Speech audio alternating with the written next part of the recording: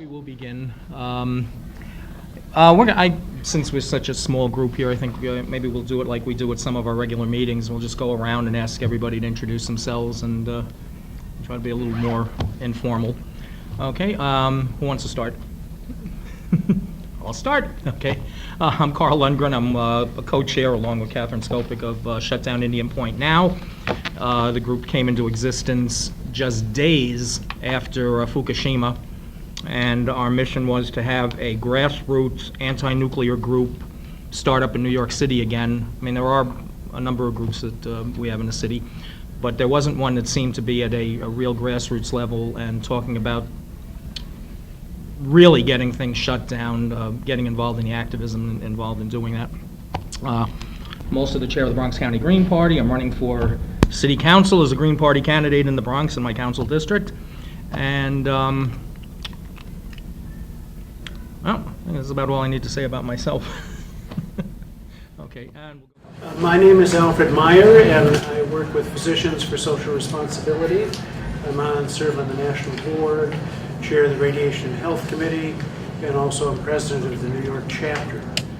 PSR has been interested in many aspects of the nuclear endeavor, the nuclear age, and I think now we're in the age of nuclear waste. My name is Katherine Scully, and I'm co-chair with Karl of Shut Down Indian Point Now.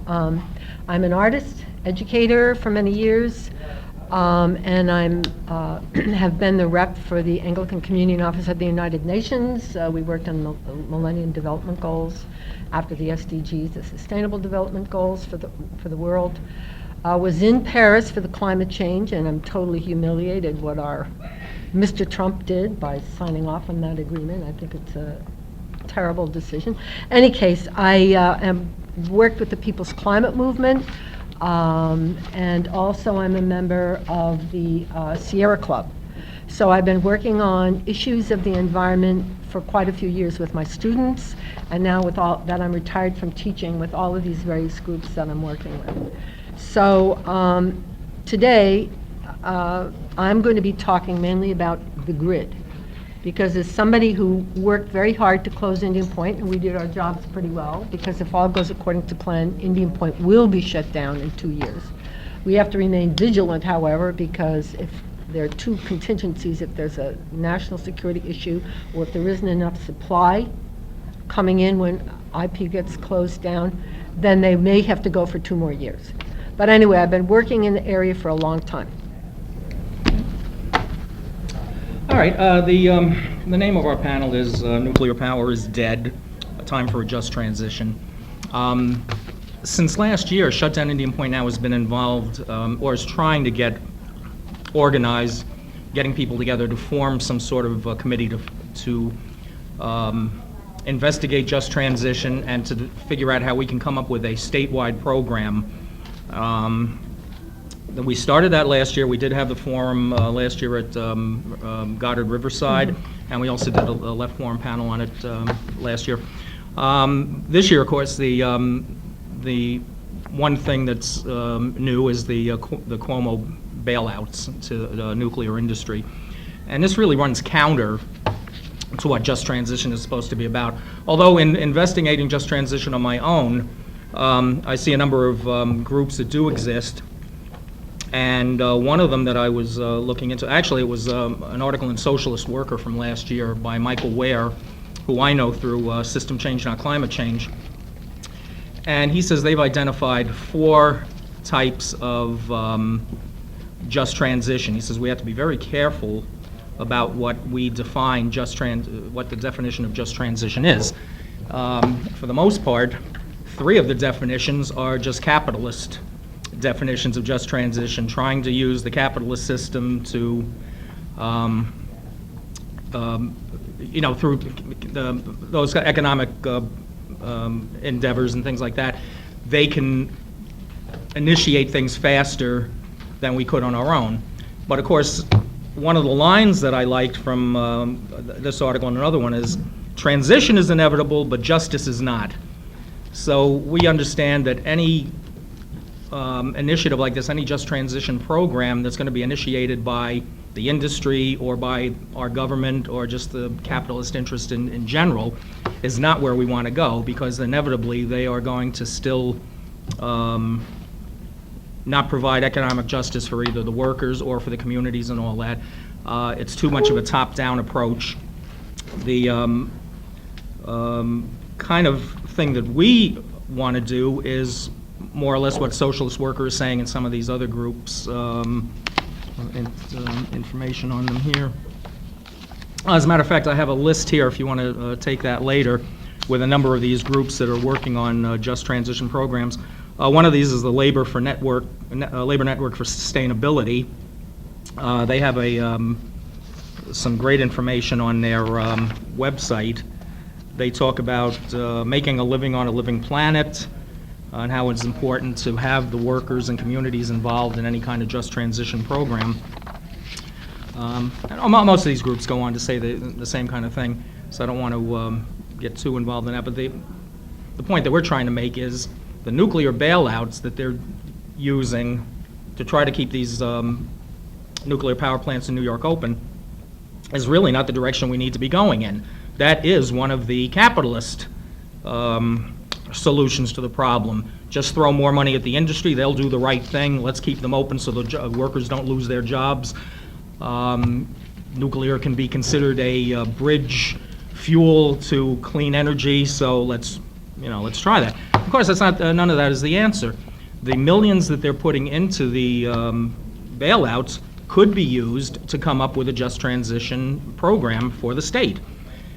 But in some of the investigations I've looked at, there really aren't too many states that have really worked on a just transition program for their state. A couple of the ones that have are down like in the coal region, and they're addressing the problem of coal workers and transitioning them into clean energy. They're not addressing the what we would need to address in this state, and that is one of the big concerns that I see, is that each state will have to have its own program based on its communities and population, the kind of industries they have there. So what we need to focus on, since we're in New York, is working on one of these kind of programs and then having some sort of legislative initiative that we can take to City Council or to the Assembly or the Senate or right to Cuomo, and see if we can work with them, or actually make demands of them, of this is the kind of program we need to see. I was hoping that we would have Estela Vasquez here today that can speak from the labor point of view on this. Apparently I don't know if she's late or is not, we didn't hear whether she's going to be here or not. So I'm not really equipped to speak to some of those other issues. But since we're also such a small group here today too, and this is not the exact program we hope for, what I'd like us to maybe do is come up with some ideas amongst ourselves about what we would like a just transition program to look like, what we think might be necessary, who we would need to talk to, and things like that. So I'm hoping I'll write some things on the board as we come up with this. And then if you'd like to help us out with this initiative for the future, we have a sign-up sheet here. It's not going to be just shut down Indian Point now, just as was done with the resolution that went into the City Council calling for the shutdown of Indian Point. What we need to do is have a broader coalition of groups involved in something like this. It can't be just us, and it can't be just environmental groups. One of the biggest criticisms I see of just transition programs, or biggest concern, is that the environmentalists don't understand labor's problems, and labor doesn't necessarily trust environmentalists. So the first hurdle it seems like we need to overcome is to start working with labor, understand what we think we know what they want. I mean, it's, they want to keep their jobs. They want to be transitioned into a new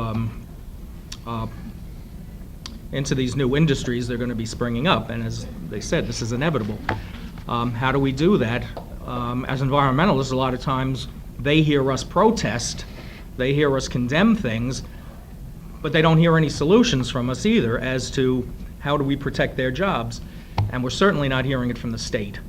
So these are the kind of issues we need to bring up, and it's a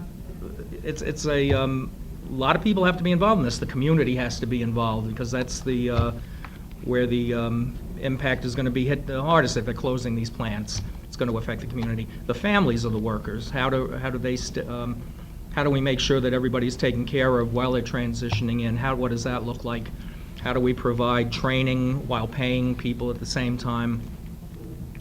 Legislators have to be involved just because they're legislators, whether we agree with them or not. That's the only system that we have right at this moment until we can have our revolution. So we need to work closely with them too, but not give in to them. So it's going to have to be the demands of the activists, the workers, the communities, the families, making these demands, coming up with this program, and seeing who we can get to follow through with it if we can. I think that's all I need to say about that. Thank you, Carl. Following on what Carl just said, I don't know if any of you ever heard of Diablo Canyon in California. That's a nuclear power plant. And they got all of the affected parties together, all of the stakeholders, the schools, the community, the unions, the utilities. They got everybody in the community around the table, and they worked out a way where in 10 years, the nuclear power plant would go 100%, would be shut down, and they would have all of their electricity supplied by 100% renewable energy. So this could serve as a model, because as Carl pointed out, we have to be careful. We don't want to go with the industry kind of models. So in this model where everybody is involved, they can work this out. And some of you may already know that for decommissioning a nuclear power plant, it can take anywhere from 10 to 50, I've even heard up to 60 years to decommission. You've heard up to 100. Yeah, so a lot of the times, the workers will be working on the decommissioning. So with Diablo Canyon in California, they not only did this, but they did it with a retrain program for the workers. The workers could either be retained to do the decommissioning, or they could be retrained for other jobs. So we have a model. Now the laws in California are a little bit different, the state laws, than in New York State. But we could use this as a model. So just out of curiosity, raise your hand if you've ever worked against a nuclear power plant, either by rally, petition, phone calls, if you've ever done anything against a nuclear power plant. Okay. Okay, raise your hand if you've ever done anything to ban fracking, compressor stations, or pipelines, be it rallies. Okay. So raise your hand if you do want 100% renewable energy in New York State. Yes, in the whole world we want it. Okay. So that's one of the reasons I got into the grid. I'm not an expert on the grid. But my daughter said, what do you want for Mother's Day? And I said, give me this book. I said, get me that book. So she got me that book because I heard it was really good on the grid. So I figured I better educate myself. Is the grid a problem? Or is it hurting or helping the transition to renewable energy? And people said, oh, it's such a complicated issue. I said, well, I want to learn a little bit more about it. So this I highly recommend. It's an excellent book. Okay, so not on coal, gas, oil, hydro, wind, or solar. America runs on electricity. So that's what we have to keep focused on. It's electricity. And the world's largest machine and the 20th century's greatest achievement is the grid. Now, one of the things you have to realize about electricity on the grid is that the electricity is like nothing else in the world. For example, if electricity wants to get from point A to point B, and there are like 4 different routes of varying lengths, some to short, some to long. If the resistance on those routes is equal, it will get to point B at the same time, simultaneously. It's not like water or people walking along a trail. It moves instantly, almost at the speed of light. So it has its own set of problems and unique qualities that we have to work with. Now, on the grid, supply and demand must be kept balanced at all times. The supply has to be equal to the demand. So in other words, it has to be equal for the grid to work. And if for any reason there's too much supply, there could be a brownout or a blackout. For example, in Gorge, I forget what great gorge it is, where they put up hundreds of wind turbines. If you get an exceptionally windy day and all the wind is generating and giving too much electricity on the grid, it would be overloaded and there could be a brownout, unless they find a place to send that extra. Or if the opposite is true, if it's a really hot day in New York City and everybody turns their ACs on, what's going to happen? Could happen. What? A blackout or a brownout, because there isn't enough supply. So you all know this is basic stuff. That's why the utilities have tended to keep on hand what are called peaker plants. There may be 7 days out of a whole year where the demand is so great that they need more than the base load.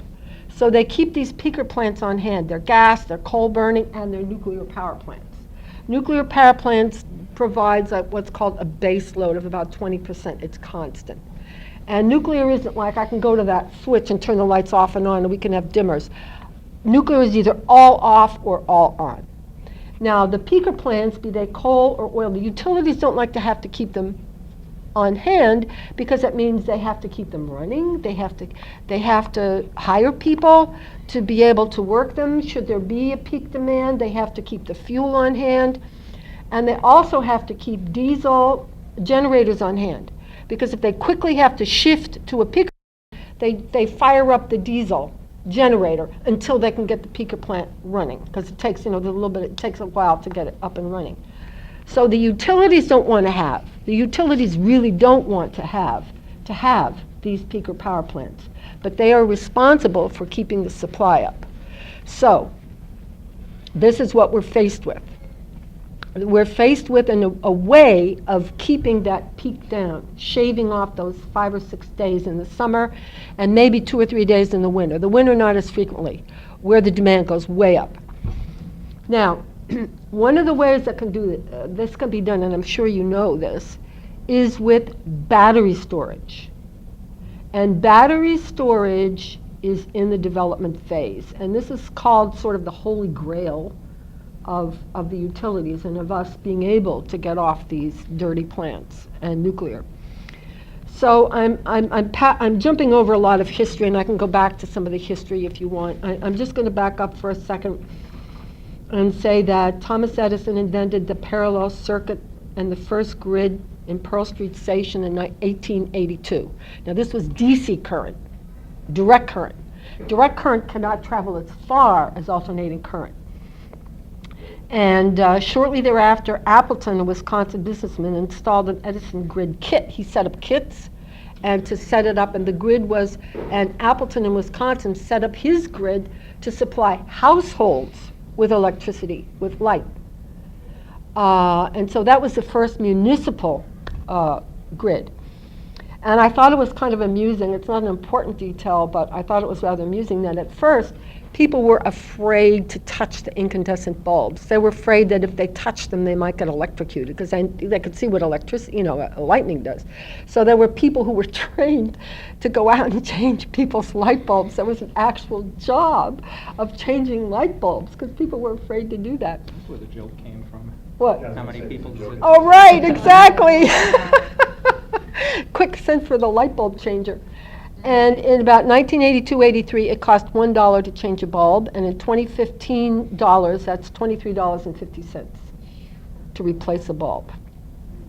So anyway, jumping ahead to Niagara Falls and Buffalo in 1895 locally, and then 1896, they had it up and running to give to transmit electricity to Buffalo.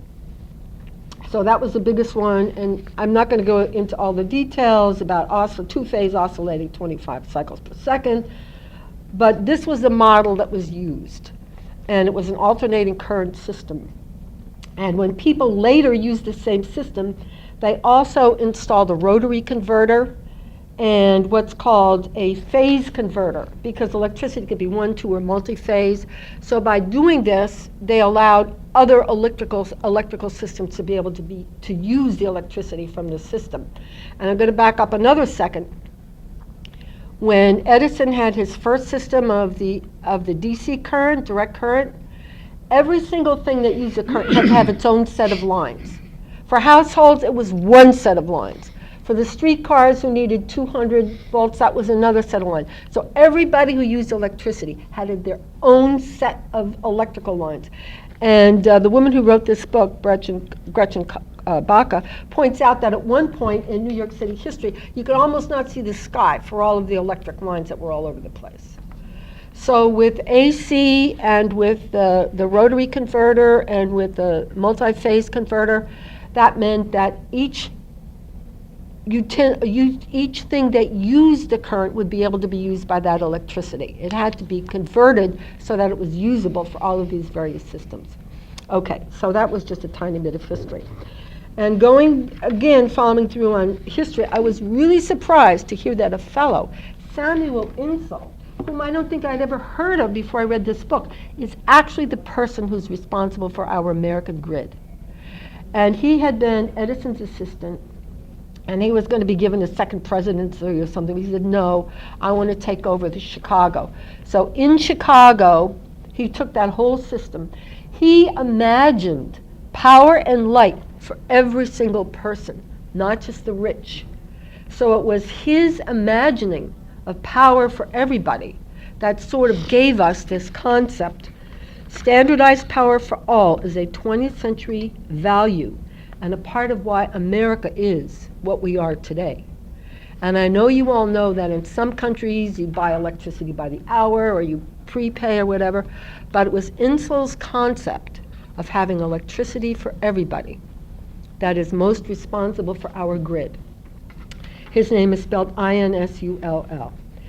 And then, of course, there were the shortages and all of the problems we had, and because he ran on a platform of serious energy reform, Jimmy Carter, president from 1977 to 1981, took on this task of serious energy reform. And I think, oh my Lord, if only we had stayed with his program. He put 32 solar panels on the White House in 1979, right? Now some of them are over in China in their solar museum. But he was definitely on the right track. And under Jimmy Carter, he had the National Energy Act in 1978. It passed by one vote in the House, the National Energy Act. And what this act said was, utilities would be used to buy and move to market electricity produced by any facility with an output of less than 80 megawatts. So at first the utilities said, that's no big deal. Right. What's the big deal? But shortly after that, Section 210 of the Public Utilities Regulatory Policies Act, PURPA, broke the utilities' total control over everything that entered, moved through, and exited their power system. Under Jimmy Carter, we changed the power industry very slowly, but inexorably and forever. Because what this act said was that the utilities could continue to be monopolies, but they could no longer be monopolies. So I don't know if any of you have ever heard of that. A monopsony is the ability to control the buyer. And they did not think, the utilities did not think that this was a really big deal. It's spelled MONOPSONIES.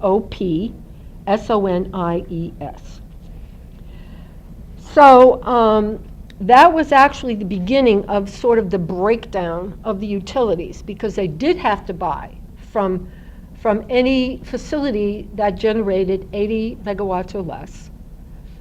And then it also set the stage for what was to come later, the 1996 Energy Policy Act, that separated electricity generation from electricity transmission and distribution.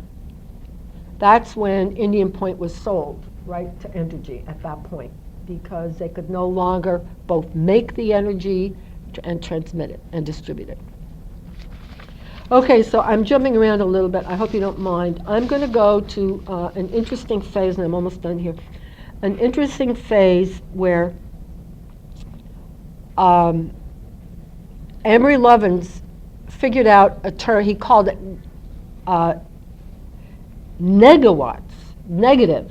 In other words, if we have, you know Amory Lovins, right? If we're saving, if we're doing energy efficiency like we're supposed to, and like we're encouraging everybody to do conservation and efficiency, there will be negawatts, watts that you didn't use. So the utilities have to figure out a way to put this on our bill. So if we do turn the lights out, if we charge our cell phones at night when there's low peak, and all those kinds of things, we're actually saving watts. So the utilities really need to find a way to both figure out the cost of the electricity we're using, because it changes by time of day and it changes by the cost on the spot market. The cost is always changing. They themselves don't always know what the electricity costs. So right now in New York State, there's a bill for the utilities to be more transparent and honest about how they figure it, the cost of electricity.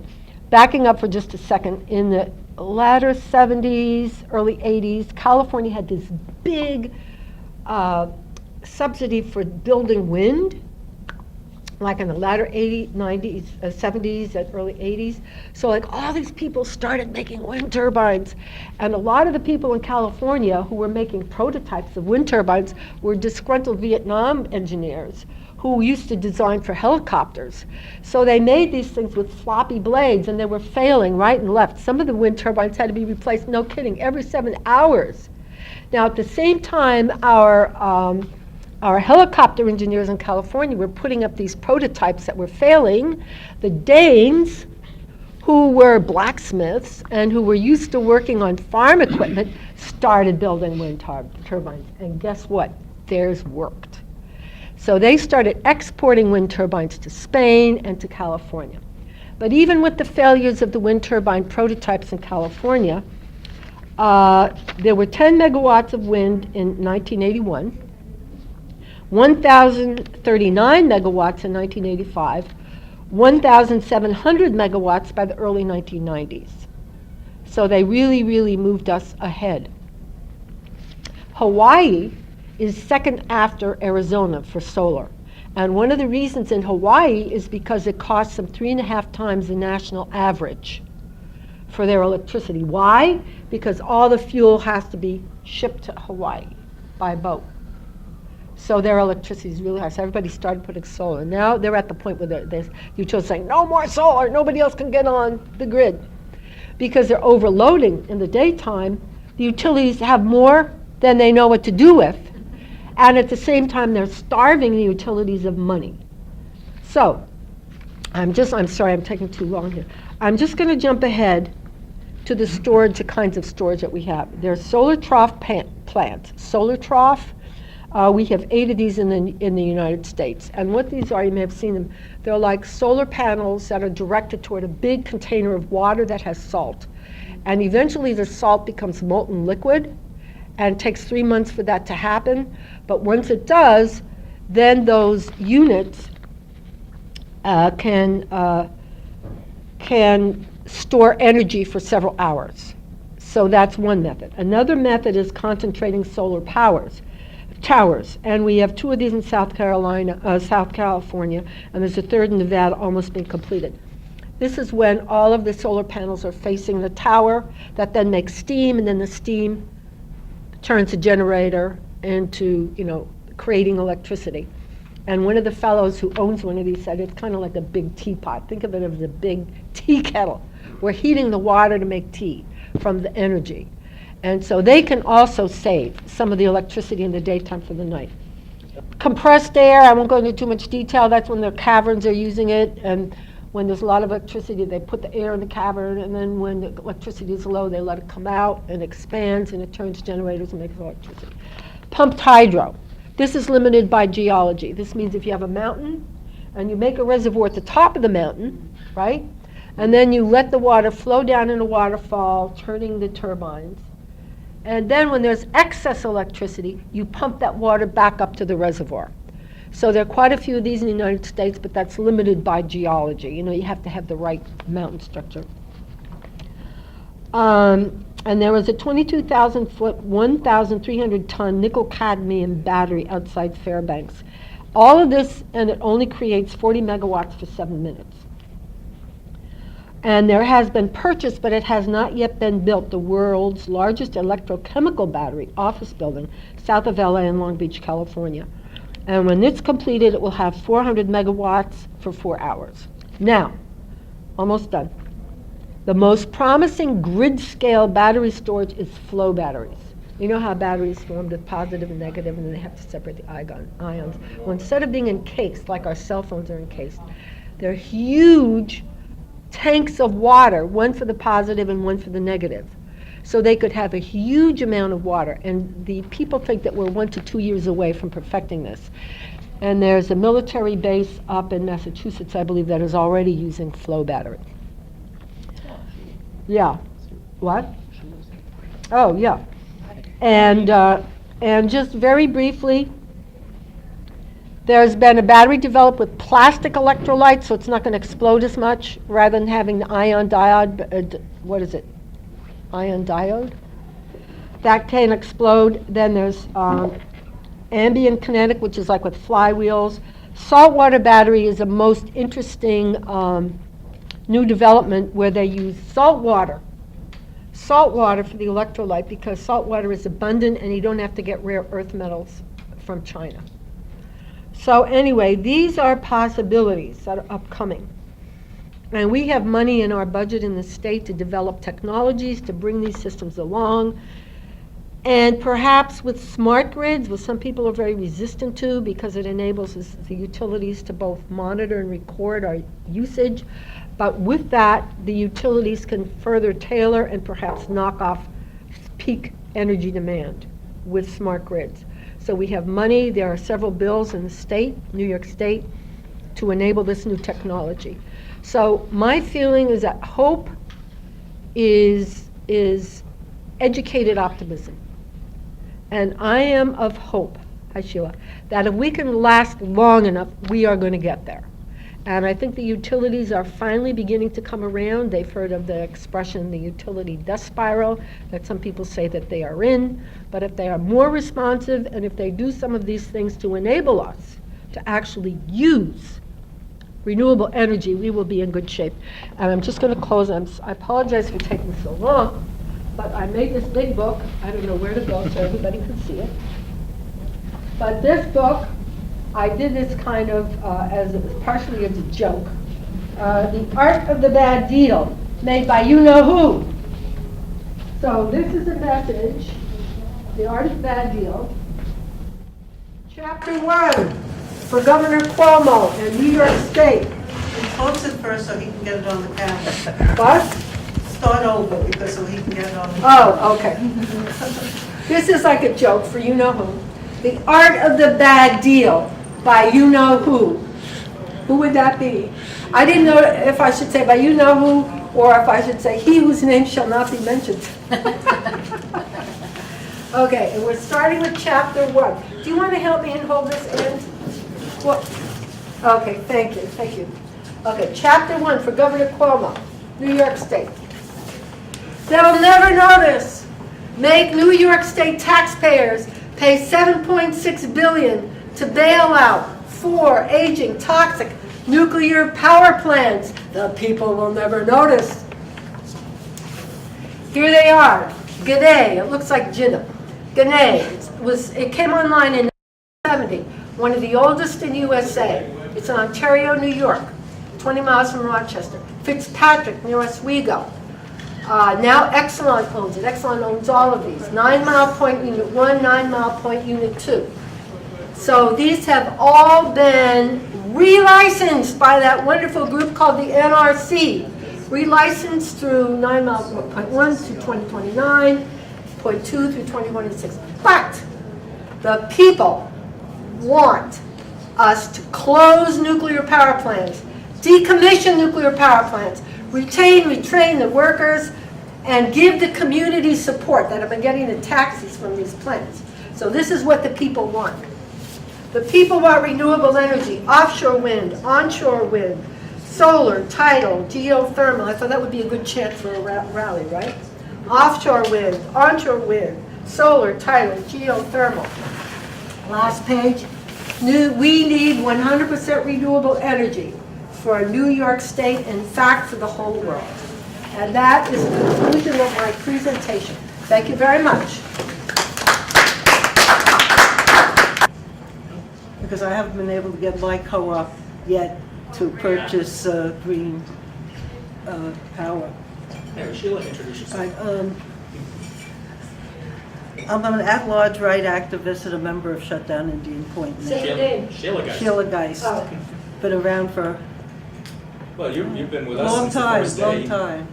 since we first started. So. No, I was at that demonstration at Shoreham. Oh, yeah. 35 years ago. Shut Down Indian Point now, you've been with us since day one, but Yeah. I know a lot of people who are with Shut Down Indian Point now go back to the Shoreham days, go back to the early 70s. I think John Reynolds says he's been doing this since the early 70s. You Anti-nuclear protested stuff. Indian Point, didn't you, at the very beginning?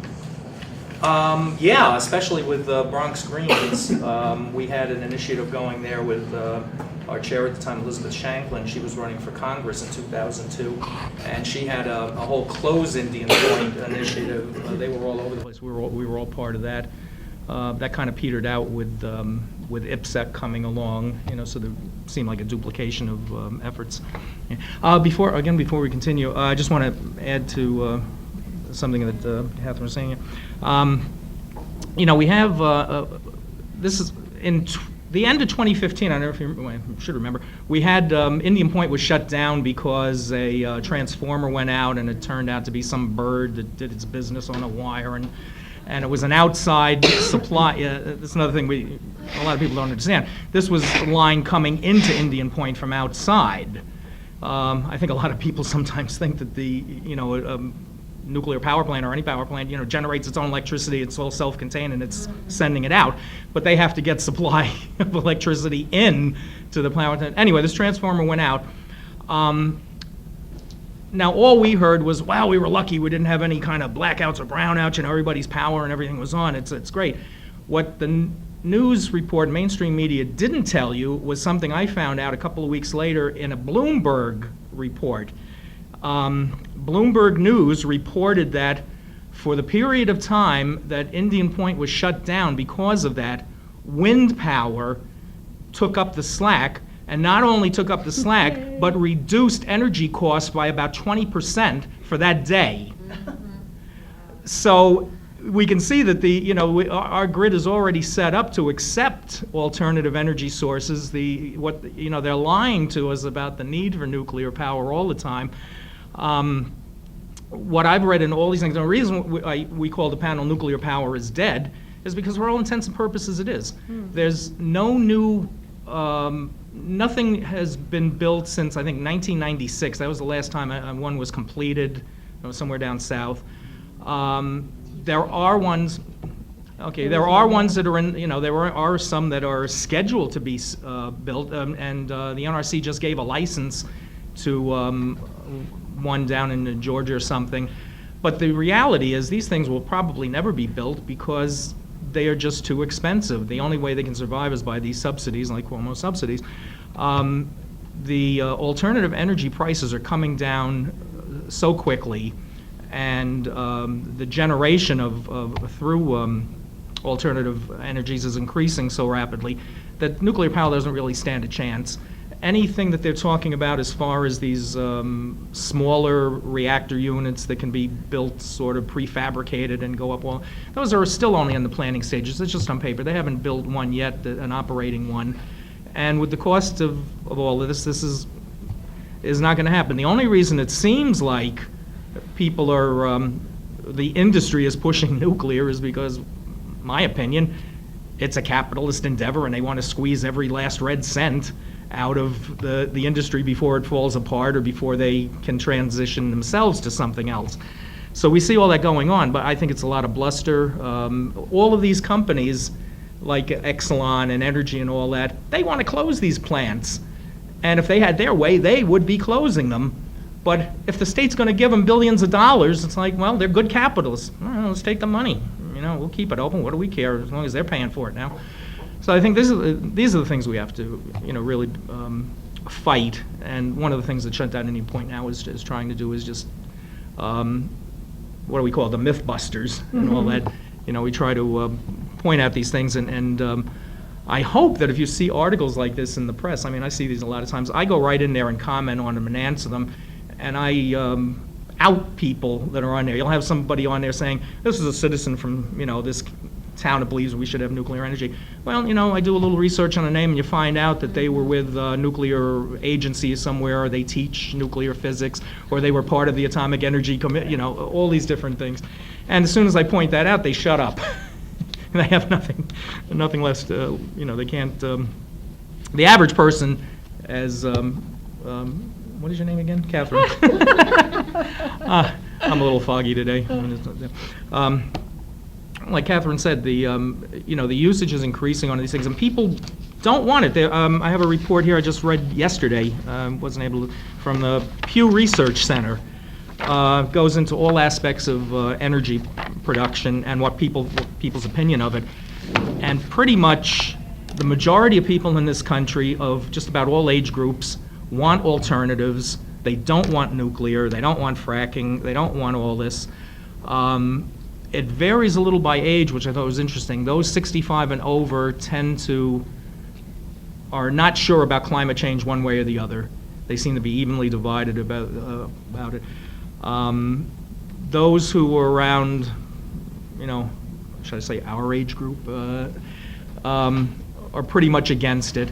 But there seems to be a group of people like in their 30s or 40s or something. There's a larger percentage of them that actually think nuclear power should be part of future energy policy. Whereas when you get to younger people, high school age and starting college, they're against nuclear.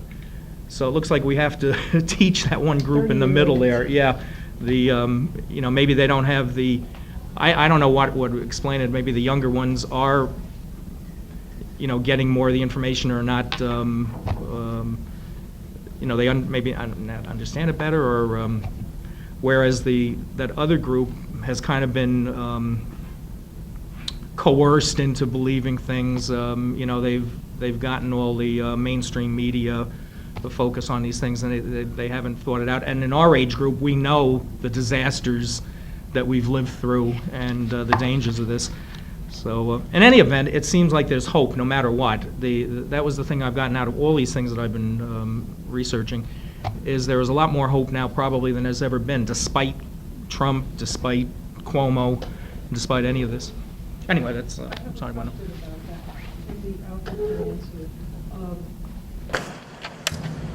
The nuclear power plants that they're trying to build in Georgia and so on, what is the relationship of these power plants to the weapons systems? In other words, it doesn't make any sense for them to do it. It's not, it might be that, you know, it's not dead because people want it for whatever military purposes it has. And so I'm curious about that issue. I think you are talking about something that's particularly important. You told me about this last year, so that's why. Well, thank you for the lead-in. It's my opinion that nuclear power, to a large extent, is the cover story for nuclear weapons. That it's not acceptable. It's mostly not acceptable in this culture to be overtly racist. You can be racist, but just not overt about it. In the same way with nuclear weapons, you know, Obama was not able to go to Congress and say, I need a lot of money to train new nuclear bomb makers. It just doesn't sound right. But to need to go to Congress to get money for nuclear power plants to solve climate change, well, that sounds pretty good, even though it can't happen. But nuclear reactors cannot solve climate change. But it's the same academic and industrial and regulatory infrastructures for weapons and power. It's uranium and mining, milling, you know, all the different steps. They go on a different path at the end, you know, the power reactor or a nuclear weapon. But I think it's one of the things I worry about. Certainly nuclear power always has been uneconomical. Let me tell two stories that, one is about nuclear power. Is this on? That's for the video. Yeah. And I'll try to speak up a little. In 1953, you might have remembered that that was when the phrase, nuclear power will give us electricity too cheap to meter. This was said by Lewis Strauss, head of the Atomic Energy Commission. This, I think, was to put a smiley face on the atom bomb and the horror that the world had about that. So this was to make the friendly atom, the peaceful atom. Mr. Strauss had in his possession at the time of that, making that statement, electricity too cheap to meter, a government study on the feasibility of nuclear power. And it identified one primary obstacle to nuclear power. Want to take a wild guess as to what that main problem is? People. Cost. It was a bald-faced lie to say electricity too cheap to meter. So we've been, fighting that since then, I think. But the economics of nuclear power are disastrous. The 4 reactors under construction, 2 in Georgia, 2 in South Carolina. Will Westinghouse resurrect itself? I mean, they're very, very shaky ground. But I wouldn't quite count it out yet. I would refer you to the World Nuclear Industry Status Report, compiled by a wonderful analyst, Michael Schneider, and that gives an incredible history of the economics. And he has factoids like, if I told you that TEPCO, the Tokyo Electric Power Company that ran Fukushima, if I told you that from 2007 to 2014 it had lost 97% of its share value, you might not be surprised. But if I told you that it lost the majority of that value before Fukushima, that I think would be of surprise. And the same's true with the big French company. So it's a disaster. But another story I'd like to tell is, I've seen this on a video online by an energy analyst by the name of Tony Seba. He wrote a book called Clean Disruption of Energy and Transportation. And he was talking about the speed of change. So I want to come back to these topics of hopefulness, the just transition, the power grid that can give us renewable energies. This all can be done in my mind. It's the political will and then the economic forces that are at work that are preventing this. But Tony Seba shows a picture of Fifth Avenue from the 1900s, from 1900. And all you can see are horse-drawn carriages, except over in one corner there's actually one automobile. Then he shows another picture from 1913, 13 years later, same place. This time it's all automobiles, but if you look very carefully, there's one horse-drawn carriage. This is the speed of change that's taken place. Why we seem compelled to resist this at the national level. I mean, we're just getting left behind in the dust. Clearly, renewables are the way to go. Clearly, they can do it. It's anyway. So I would like to, though, from representing Physicians for Social Responsibility and kind of the medical perspective of all this, bring up some issues that I think are relevant in today's politics and policies. One is Yucca Mountain, which is, as you know, the proposed location for a geologic repository for high-level nuclear waste. People say that it was Harry Reid's politics that killed it, and I object to that. The politics of Yucca Mountain took place in 1987 when Congress short-circuited the scientifically based site selection process and just mandated that this mountain made out of soft, porous, volcanic, tough rock in an area of volcanic activity, in an area of seismic activity, and over a big important aquifer, Congress just decided that's the place for it to be. So the problems are physically with the site. The politics was choosing it without scientific basis. Trump has proposed $120 million to Yucca Mountain and to start a program for consolidated interim storage, which is, since we don't have Yucca Mountain quite yet, we're going to put it on some parking lots someplace. Yucca Mountain right now is just a hole in the ground. Everything is gone. All the buildings, all the records, all the desks, chairs, lights, computers. You know, it's not like they can just pass the money and flip the switch and go back to business. There's no switch to flip. So Yucca Mountain, I hope, will stay dead. No, I didn't know that, I know Yucca Mountain would work and whatever, but I didn't know any of those scientific facts about that as porous as volcanic.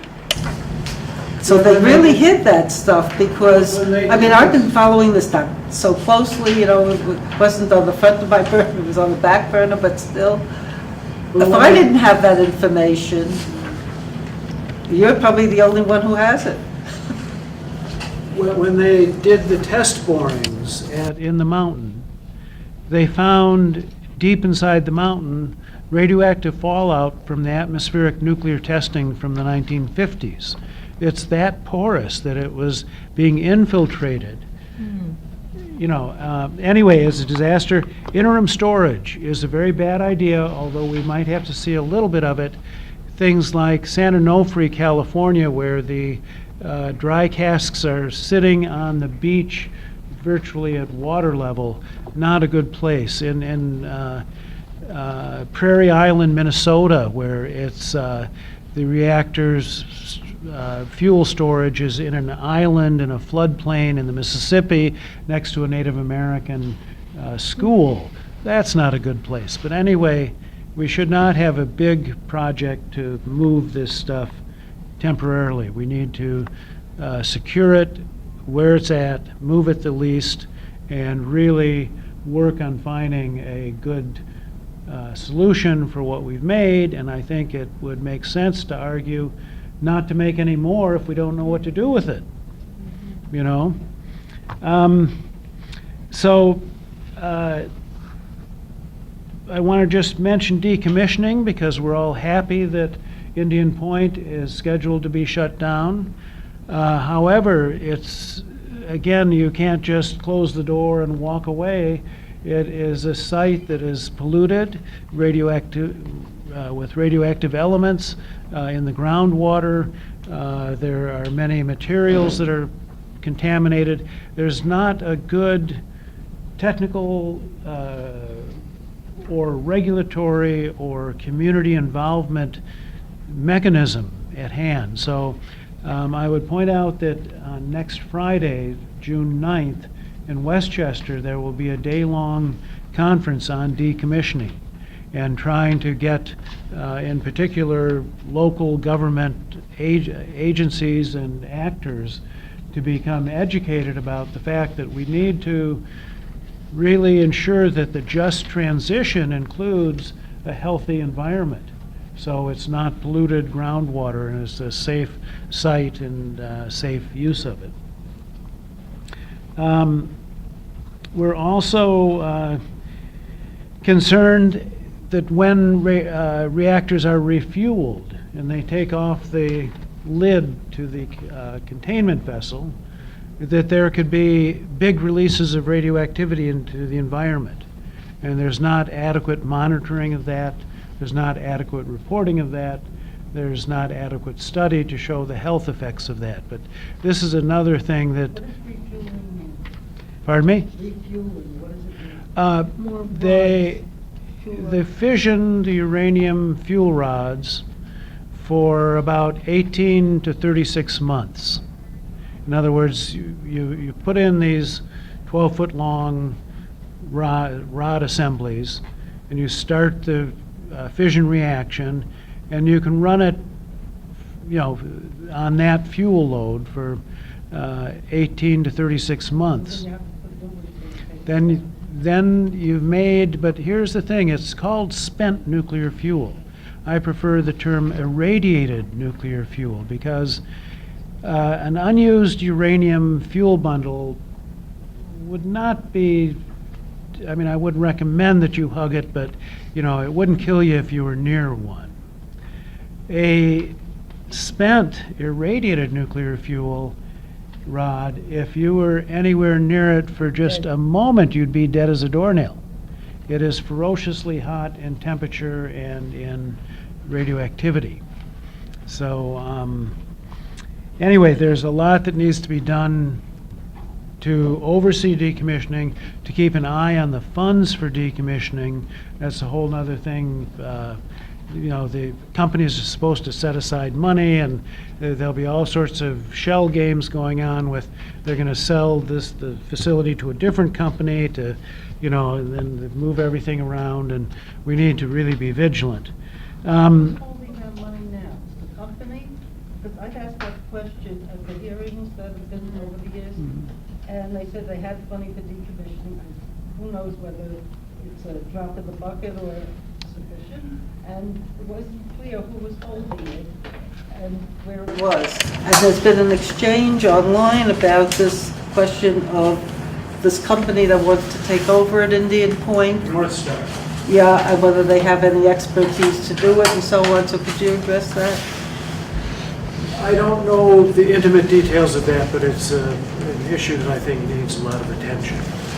I think that, if I may, just a second, it's my understanding that aren't there decommissioning funds at the federal level that are supposed to go to this?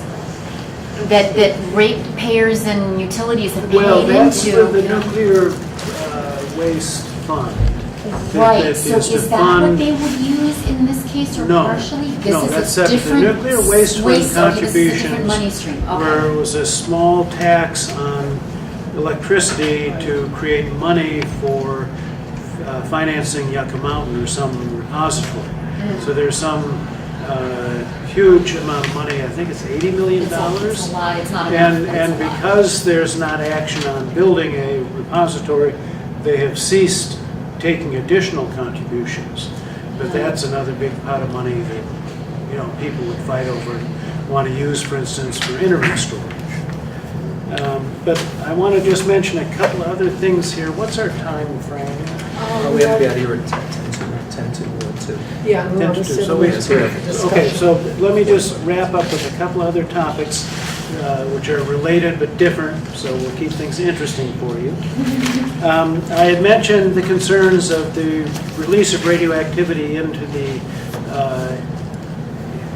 environment, and I want to say that a major concern we have is that exposure standards, allowable amounts of exposure to radioactivity, are based on a model called the standard man, which you could interpret to mean a male factory worker in the 50s making nuclear weapons.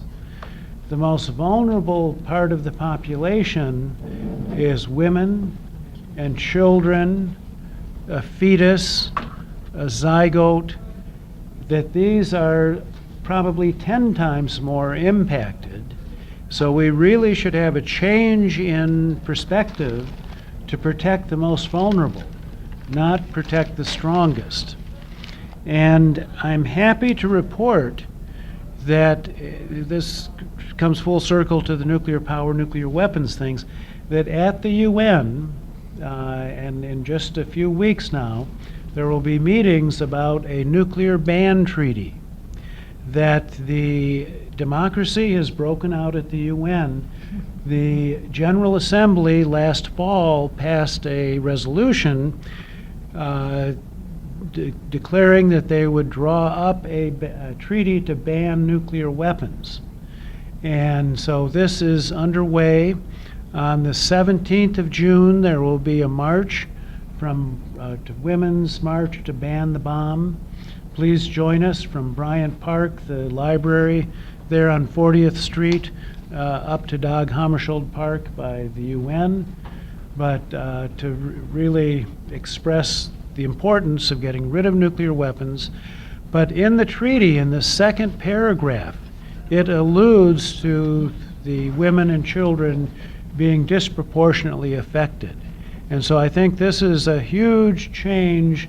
We're moving this discussion from one of scientific technical physics and engineering to one of human rights and environmental rights. And it's a huge sea change. The nuclear weapon states are just beside themselves about this.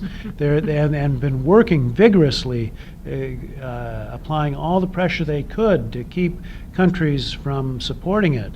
But 123 countries did support it.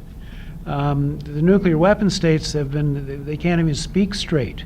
I mean, it's almost amusing how flustered they are. But it's Will a... that affect these changes in Japan to what they say the dangers are to people, that they just lowered whatever they said the exposures were in regards to people? Well, a long time ago, they changed from 1 millisievert to 20 millisieverts, or they said it's a... But recently, the government in Japan did some maneuvering on the You familiar with Are you that? referring to them making people move back, removing the compensation from people who It were? was partly related to that, but Okay. the question was that the government figures were nowhere near reality. And they changed them to say that this exposure level is tolerable. Well, that I think might be what Alfred was referring to, the international standards from the ICRP, which is the body that kind of sets these things for regulators, kind of recommends what the standard should be for exposure. Really set it at 1 millisievert, right? And Japan decided that 20 millisieverts was okay. And so that's probably been there almost since the catastrophe first began. And so those are the places where they're having people move back to now, where they're removing compensation, so people would have to go back to areas that are contaminated at a level that, as far as international standards go, is way too high, and in fact is detrimental to health, especially at the early life stages, and women. So this would affect those standards. Ban treaty that went through. Well, that's a No, time the when- ban treaty doesn't directly address exposure standards, but it does identify early on that women and children are disproportionately affected. That was my question. Yes, and that's I extremely think that's important. a huge. Huge. And I will, a colleague of ours by the name of Mary Olson gave a presentation on this topic about a year ago at the UN. And I came in right at the end of it, and the discussion on the panel included a Swedish diplomat who said with a sense of incredulity, he said, "I've been working in this field for 40 years, and I've never heard this concept that women and children are more vulnerable before. This is revolutionary." So it was a real delight to be able to say to our friend Mary afterwards that I heard her called from the table a revolutionary at the UN. So that's what we need. And if we're active and take part in these things, it's always been a small band of people and a motley crew at that. But it's been a saving grace. I perish. I hate to think where we'd be without. So I'm happy to answer any questions. I will say one thing, that nuclear power is a baseload generator. It's these reactors, they take a long time to build up this immense heat, radioactivity, and then it's best if you slow them down, if you shut them down very slowly as well. So they are not responsive. They can't, it's not like the peaking plants that Catherine was talking about, where if you need a little extra juice, then you can just turn them on real quick and they fire up like a gas stove. You turn it on, it's on. Nuclear reactors, it's bad to change them fast. Yes, And, you get Chernobyls that way. Very dangerous. But the other thing is, because they have to run at full bore 24/7, that they are incompatible with the smart grid. And inefficient. So keeping these reactors online and $7.6 billion, B as in boy, $1 billion, that's a lot of money that could go to a lot of job retraining for nuclear workers. I think it ties in, quite frankly, this is my own personal opinion here, I think it has to do with Governor Cuomo's interest in the presidential bid, and is following the model of Mr. Obama, who I'm sorry to say, coming from Illinois, which gets 80% of its electricity from nuclear reactors. Mr. Axelrod, his chief of staff, of course, worked for Exelon, the biggest operator of nuclear reactors in the country. And his chief of staff, Rahm Emanuel, the current mayor of Chicago, his brief foray into venture capitalism was to spin off Commonwealth Edison of Chicago's nuclear activities, combine them with the Pennsylvania company, and form Exelon. So this is, you had, the two key advisors to President Obama. So, yeah, that's all. I'd just like to say a quick word. Alfred works with the medical, this particular aspect of the nuclear issue. And for some reason, the health impact of nuclear hasn't really caught on. It's been very difficult to make it stick. But I will say one thing, that there was another nuclear power plant out in California, Sacramento, Rancho Seco, I believe. And the nuclear power plant was such a disaster, having accidents all the time. They had to close it down way before it was scheduled to be shut down. So this gave the researchers the opportunity to look at cancer clusters before it went into operation, while it was in operation, and for 20 years after it was closed. And that they found from looking at that data that there were 40-some cancers that dropped once Rancho Seco was closed. And 17 of them were significant for women, children, and Hispanics. I don't know why Hispanics were in that group. Somebody said maybe because they fish more, eat the fish for some reason. But it was shown right then that women and children were more greatly impacted. But Alfred, maybe you could talk more about why haven't we been able to make the health impacts and the radiation impacts stick as another reason? Because the health impacts was one of the main things that got us to ban fracking, because of the health implications. So was it JAMA was going to do an independent study on IP, but then they closed down that study? Or was it the American Medical Association? They were going to do a medical study and then it was closed down. But why have we had trouble getting the medical thing to stick? It's an inherent challenge because the industry and the government controls the research, and they just have not done a good job of keeping records, of keeping exposure records, of keeping health records, of keeping track of people, of keeping these records updated. In 1992, I just happened to bring it with me, Dead Reckoning. This is a critique of the Department of Energy's health studies as of 1992, detailing all the shortcomings. And, if you have enough shortcomings, well, gosh, you just can't tell anything. And so you don't have the absolute proof. And, that's it. So I feel that we need citizen science. We need, some kind of independent investigation that having the government has a vested interest in covering up, and it's just horrible. The atomic veterans, they're called, the people who worked in this vast industrial enterprise that made 30,000 nuclear weapons, from the 50s to the 80s. And a lot of people were made very sick, and there are some huge government programs to compensate them, but all the money goes for administration, and hardly any payments have been sent out to the suffering workers. Basically, the government's just letting them die. It's just really a very dark side of this endeavor. Thank Okay, you. before- Well, thank you. Interrupt you.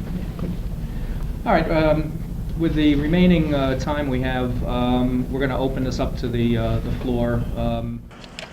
Give us your suggestions, comments, ideas, and all this. But before do you have something you need to? No, just a question.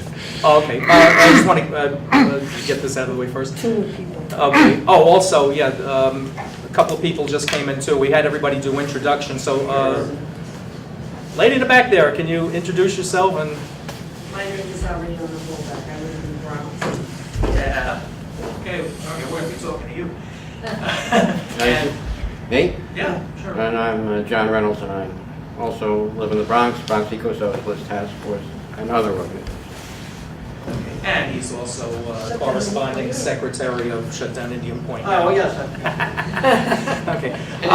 Okay. Before we get into the section, we do want to talk, more about the just transition too. We've heard a lot of the background. We know what needs to be done. I found this interesting though from this group, this Climate Justice Alliance.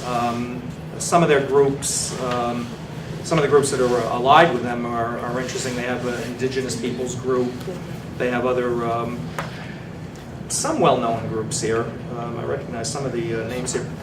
But anyway, we talked about what just transition is or what it's supposed to be, but they have an interesting thing here. What just transition is not, what they call avoiding the false solutions, and I just want to quickly read this. We understand that as a frontline communities, we're often faced with navigating many contradictions. We have seen that the fight against climate change has now become a big business opportunity. In this context, it's important to recognize approaches that will only worsen our ecological and economic crises. We call these false solutions. The following definitions of false solutions offer a political compass for our movements, knowing that we will engage more deeply in the nuances of various solutions in front of us in our regional and organizational context. First one they talk about, false solutions extract and further concentrate wealth and political power.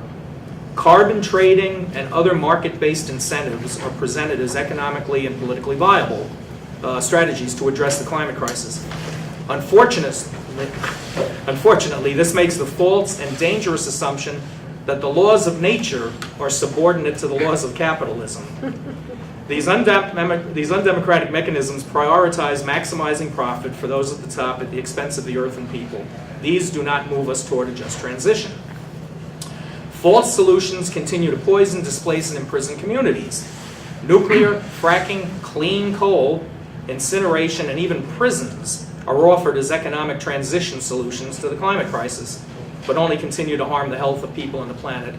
The path of extracting, transporting, processing, and consuming these technologies is paved with communities riddled with cancer, reproductive and respiratory disease, among other devastating health impacts. These false solutions turn low-income communities, communities of color, and indigenous communities into sacrifice zones. These do not move us toward a just transition. False solutions reduce the climate crisis to a crisis of carbon. The climate crisis is a symptom of a deeper crisis, resource-intensive industrial production of the dominant dig, burn, dump economy. Addressing only carbon emissions without challenging the growth at all costs economy doesn't resolve the real crisis. This is not to say that carbon doesn't matter, but it is not the only thing that matters. Techno fixes like titanium oxide cloud seeding or injecting carbon into the sea bottom are solutions for making money off of the climate crisis more than they are solutions to the climate crisis. It's unclear that these technologies will even work. It's highly likely that they'll have unintended consequences. These efforts avoid the real solutions of reducing pollution at the source. These do not move us toward a just transition. Okay, so what will? What's this from? This is from Climate Justice Alliance. Oh, okay. Okay, and again, all the information that I have here, I have links to on the sheet up here if you want to investigate this yourself. A lot of good groups. Okay.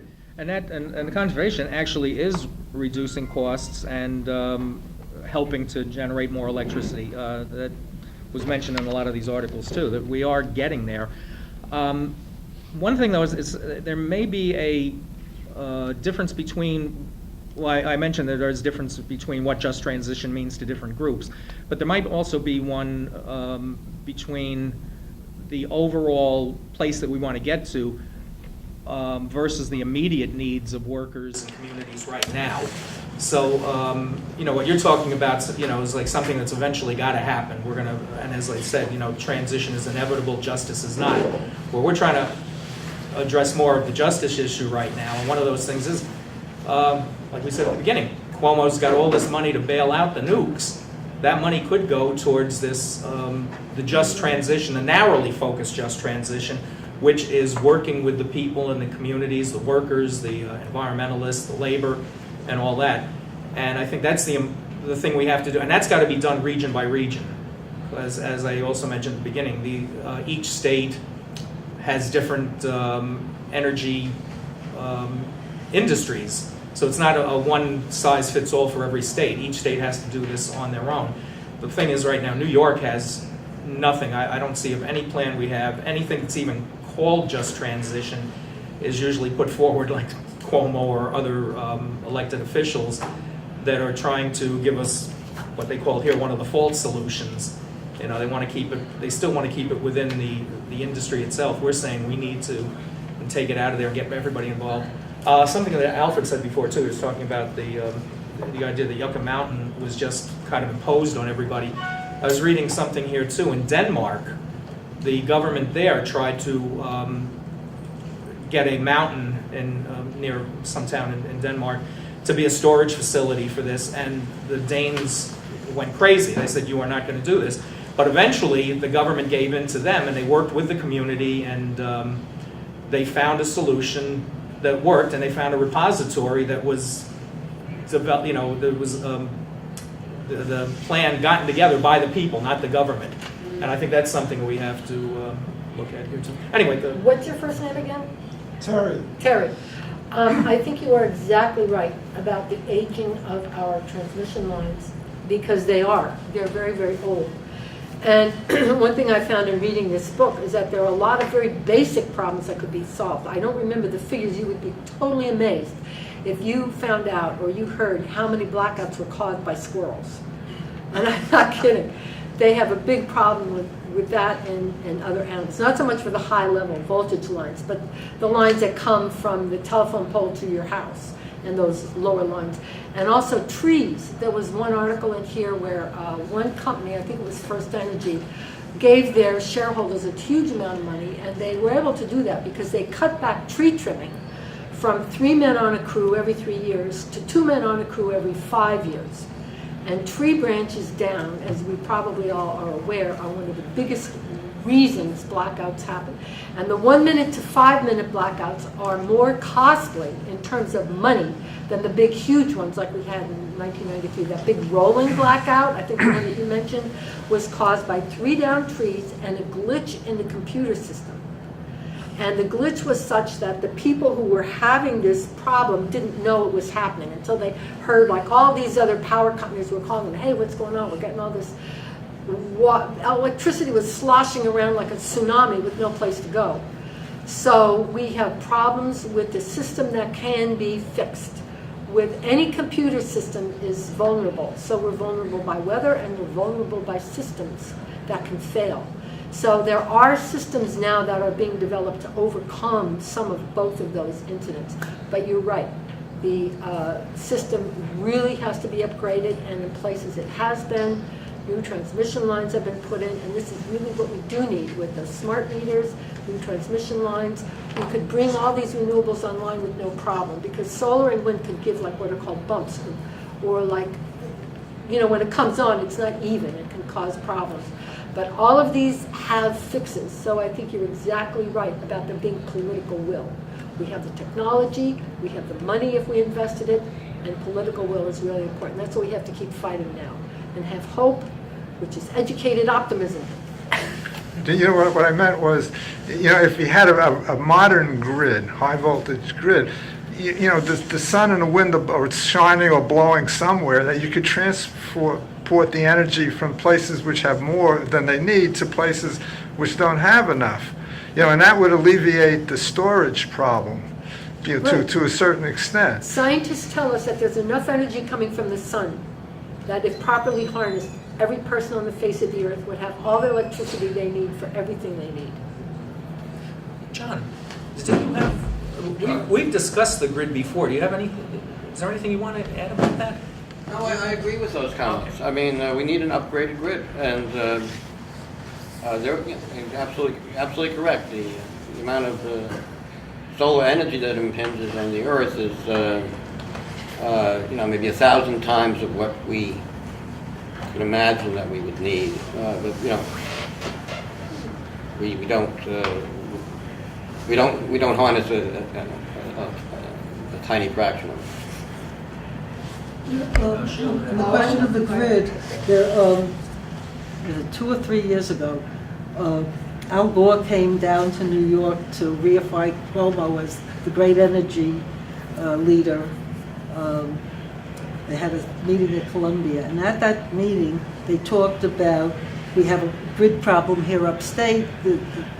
The energy from all the way up doesn't get down here, and that they were going to be working on that. So that was like in the works. But what I was wondering was, Cuomo right now is interested in presidential bid, and he wants to keep his reputation up.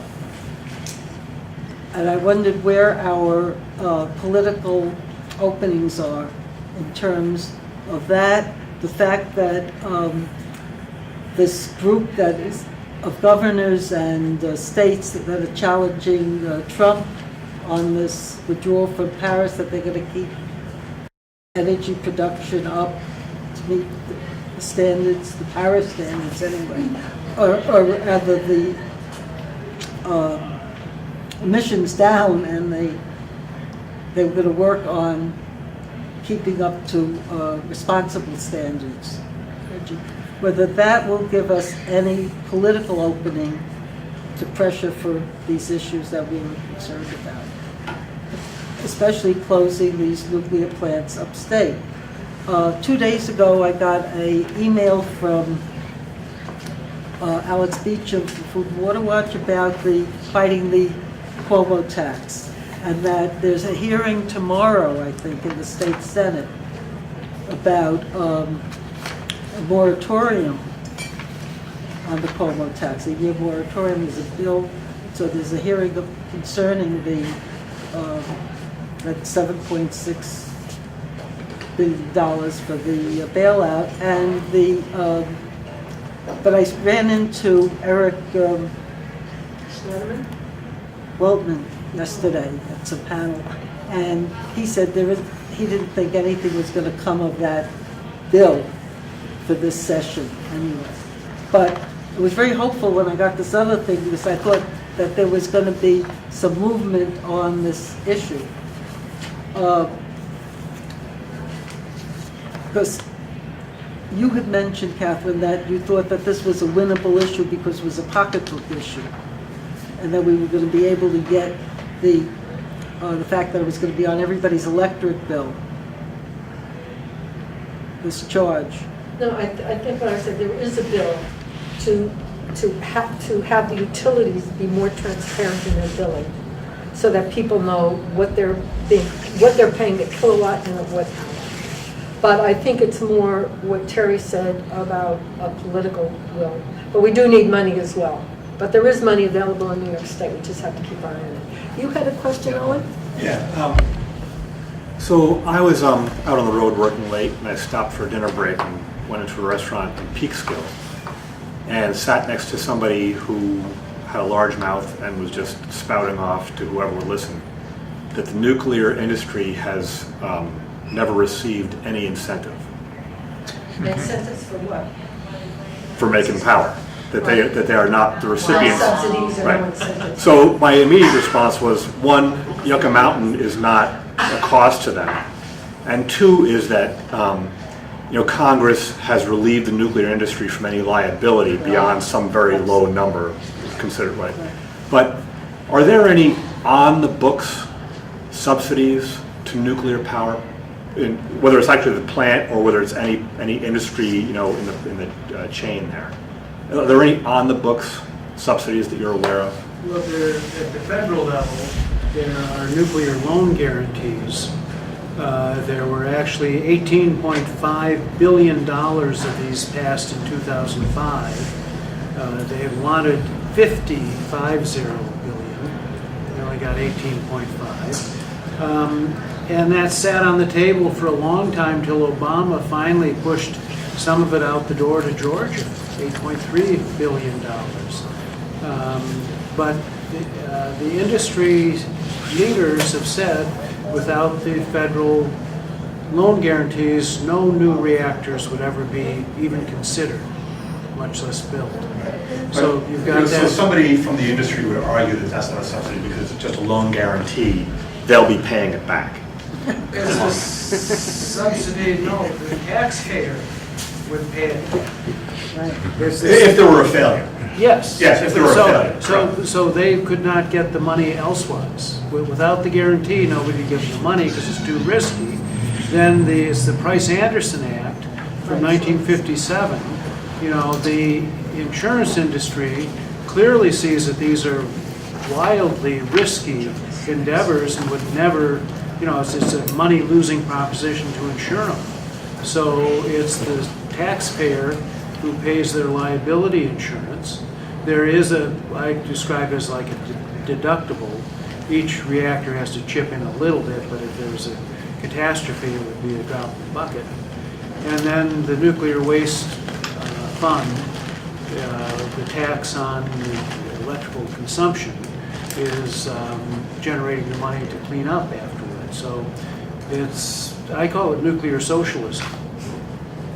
You've got the loan guarantee, the liability insurance, and the cleanup taken care of, so the private corporation can just make a profit by operating the facilities. Is there a direct, something like, you know, maybe some kind of a mining, you know, somewhere else but in the supply chain where there's actually a direct subsidy like for... uranium mining. Yeah, those kinds, like everything else that you've described so far, I look as an off-the-books subsidy, that there's not going to be a liability to the taxpayer until there were a default. Like prior to that, there's not actually money out, you know. But are there other places where there is actually money out in the main, in the normal, everyday supply chain for the nuclear industry? Well, the subsidy, the Cuomo tax. So that's the first, and that's the reason, then that's the first one. Illinois has a similar, it's a much lesser amount of money, but they're bailing out these facilities are hemorrhaging hundreds of millions of dollars a year. And, you know, where's the free market when we need it? Right. You know, I thought that if you're uneconomic, you fail. That's the beauty, that's the magic of the market. This is what I'm saying. The people who argue disingenuously that a loan guarantee is not a subsidy either have never understood Wall Street or they're just being totally dishonest and disingenuous. Because anyone who does business knows how Wall Street operates, knows that a business that gets a loan subsidy can borrow money at a lower rate than their competitors. They're getting a subsidy. If our government were, you know, were a business, which they would like to think that we're a corporate entity for our government, that corporate entity would have to write off any guarantees that it gives to another corporate entity because it has to fund that liability. It's a risk that has to be funded. So we, the taxpayers, are funding the risk. We are socializing the risk of an industry that has not that has privatized our profits. That's how I answer those who say that a loan guarantee is not a subsidy.